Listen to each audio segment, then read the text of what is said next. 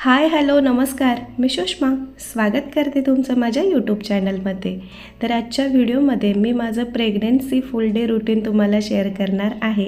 आजच्या व्हिडिओमध्ये मी कोणत्या गोष्टी खाते किंवा फुल डे मी काय करत असते, तर ते सर्व तुम्हाला आजच्या व्हिडिओमध्ये पाहायला मिळेल. आणि आता सुरुवातच केली इथे मी थायरॉईडची गोळी खाऊन सकाळी उठल्यानंतर आंघोळ वगैरे झाली की पहिली स्टेप असते थायरॉईडची गोळी खाणं. आणि मग ते खाल्ल्यानंतर बाकीची सर्व कामं, मग काही नाश्ता वगैरे बनवायचा असेल किंवा आता प्रेग्नन्सीमध्ये सकाळची लवकर भूक लागते, तर ही गोळी खाऊन मी 15 ते 20 मिनटानंतर काही ना काहीतरी खात असते. तर आता इथे मी खारीक, मनुके आणि अंजीर भिजत घातले.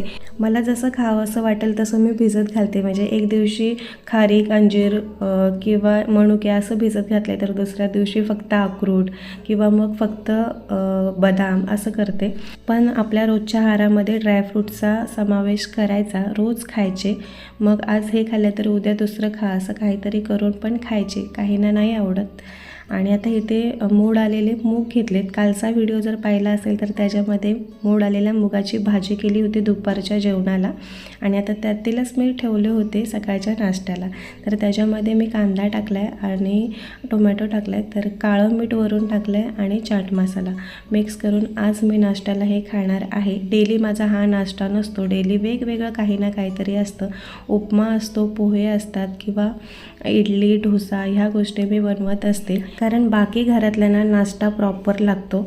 मग हे ड्रायफ्रूट्स किंवा फ्रूट देऊन जमत नाही. त्याच्यामुळे सकाळचा नाश्ता काही ना काहीतरी घरामध्ये बनतो आणि ते माझ्यासाठी सुद्धा चांगलं आहे. कारण का पोहे, उपमा, इडली ह्या गोष्टी गरोदर बाईने खाणंसुद्धा चांगलं आहे. त्याच्यातून हाय प्रोटीन आपल्याला मिळतं. आता नाश्ता वगैरे झाला आहे. ही स्टेप तुम्ही आंघोळी करूनसुद्धा करू शकता किंवा फावल्या वेळामध्ये, म्हणजे तुम्ही जर आराम करत असाल तर त्यावेळेससुद्धा करू शकता. तर ही स्टेप कशासाठी? आपण प्रेग्नेंट असलो की आपली तब्येत वाढत जाते, गाल वगैरे फुललेले दिसतात, मानेचा भाग हा फुललेला दिसतो. आणि मग डिलिव्हरी झाल्यानंतर तब्येत कमी कमी व्हायला लागली की मग ही चमडी आपल्याला खाली अशी गळलेली दिसते. तर प्रेग्नेन्सीच्या टायमालाच आपण जर असा मसाज केला, जरी तुम्ही प्रेग्नेंट नसाल आणि डेली मसाज जर करत असाल, तर जे तोंडावरती, गालावरती, मानेवरती जे मांस येतं तर ते दिसण्यात येत नाही. आणि जर आपण मसाज केलीच नाही तर ते वाढत जातं. आणि जसं जसं आपलं वय वाढत जाईल तसं ते खाली असं गळायला लागतं. त्याच्यामुळे जर तुम्ही डेली मसाज करत असाल ना, तर ह्या गोष्टी व्यवस्थित राहतात. म्हणजे चमडी अशी गळणार नाही, छान राहील, एकदम टाईट राहील, ब्लड सर्क्युलेशन चांगलं होईल.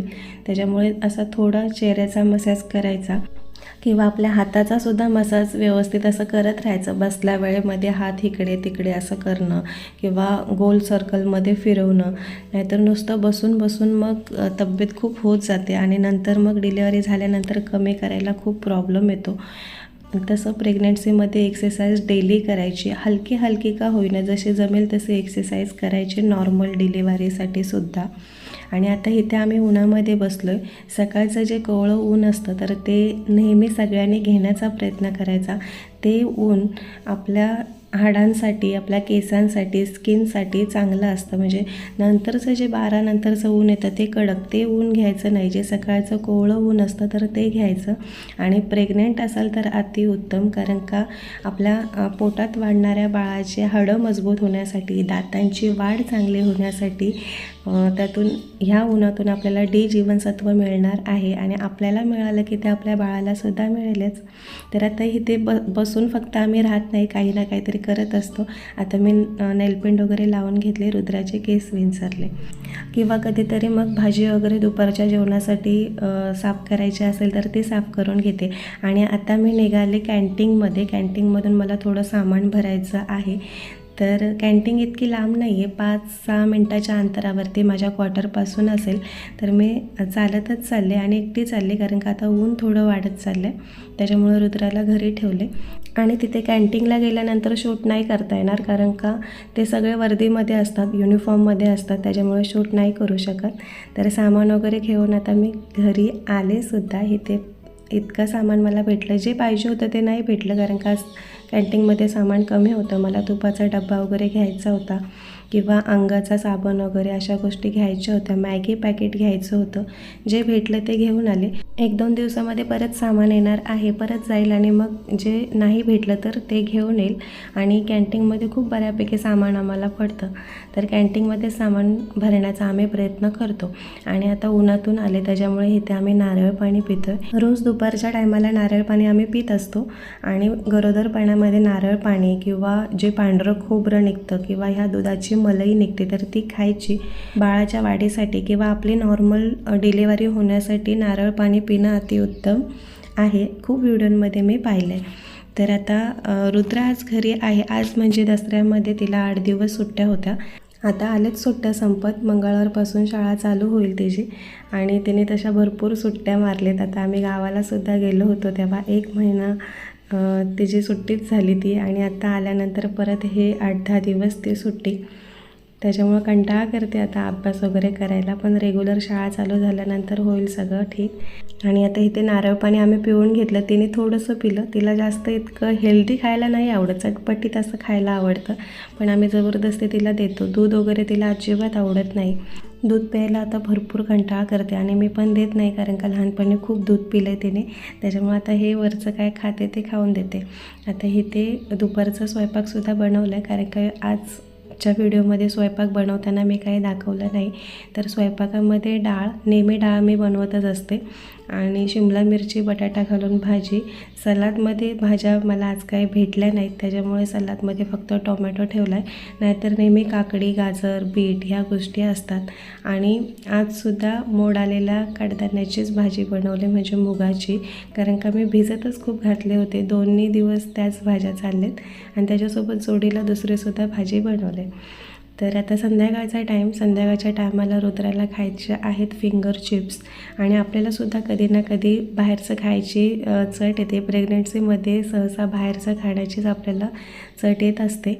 तर आता इथे फिंगर चिप्स बनवले, ते सुद्धा खाईल, मी सुद्धा खाईल. आणि आपल्याला खावंसं वाटलं की बाहेर जाऊन खाण्यापेक्षा मग घरात बनवून खाल्लेलं अतिउत्तम, चांगलंसुद्धा, हेल्दीसुद्धा. आणि रेग्युलरच खा असं मी कधी सांगणार नाही, कारण का हे जंक फूड आहे. हे तुम्ही कधीतरी खाऊ शकता, नाहीतर हेल्दी फूड प्रेग्नन्सीमध्ये खाण्याचा प्रयत्न करायचा. तर आता इथे मी फ्राय करून घेते हे फिंगर चिप्स. बटाटे राशनमध्ये आम्हाला मिळाले होते आणि खूप मोठे मोठे होते, त्याच्यामुळे तो प्लॅन केला फिंगर चिप्स बनवण्याचा. आणि रुद्रालासुद्धा आवडतात, आम्हाला सगळ्यांना आवडतात. तर आता ते आम्ही थोडं थोडं घेऊन खातो. त्याच्यासोबत टोमॅटो केचप आणि मिओनीज ते घेऊन, रुद्राला मिओनीज आवडते, त्याच्यामुळे आजच्या राशनमध्ये तुम्ही पाहिलं असेल मी घेऊन आले. आणि थोडासा टोमॅटो केचप हा तिखट आहे मिरचीचा आणि टोमॅटोचा, त्याच्यामुळे तिला थोडासा देते. आणि बाकी जे राहिलेले फिंगर चिप्स आहेत तर ते आम्ही दोघंजणं थोडं थोडं घेऊन खाऊ. जास्त तिलाच आवडतात, तिच्यासाठीच बनवलेत, पण आता आमच्यासाठीसुद्धा हे झाले. आणि आता संध्याकाळच्या टायमाला जर वेळ असेल तर मी कधीतरी चालायलासुद्धा जाते आणि कधीतरी मेडिटेशन करते. आता थंडी पडायला सुरुवात झाली, सकाळचीसुद्धा आणि संध्याकाळचीसुद्धा, त्याच्यामुळे घरातून बाहेर पडायची इच्छा होत नाही. हलका हलका घरामध्ये योगा करते, नाहीतर मग कंटाळा जास्त आला तर थोडंसं 10 ते 15 मिनटं मेडिटेशन असं करत असते.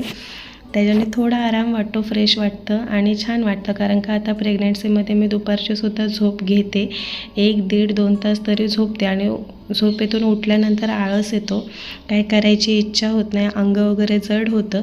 आणि त्याच्यामध्ये इथे आता इतकी थंडी पडते तर अजूनच आळस येतो.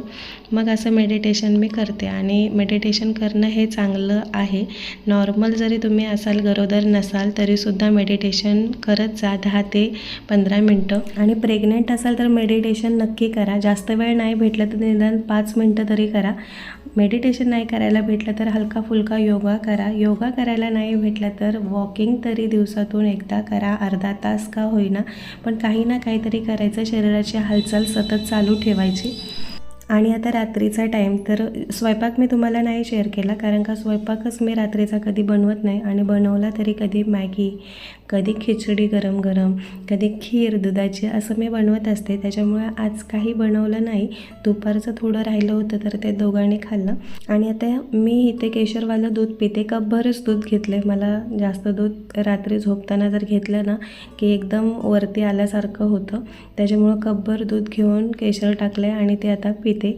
दूध पिऊन झाल्यानंतर मग थोडं इकडे तिकडे करायचं, काही काम असेल तर ते करून घेईल आणि मग आम्ही झोपून जातो. तर आता इथून पुढे येणारे व्हिडिओ हे सहसा माझे प्रेग्नन्सीवरतीच असतील. मी प्रयत्न करेल दुसरे व्हिडिओ टाकण्याचा, पण रुटीनच माझं ते असल्यामुळे कदाचित तेच व्हिडिओ जास्त येतील. तर व्हिडिओ तुम्हाला आवडत असतील तर व्हिडिओला लाईक, शेअर, सबस्क्राईब करायला विसरू नका. धन्यवाद.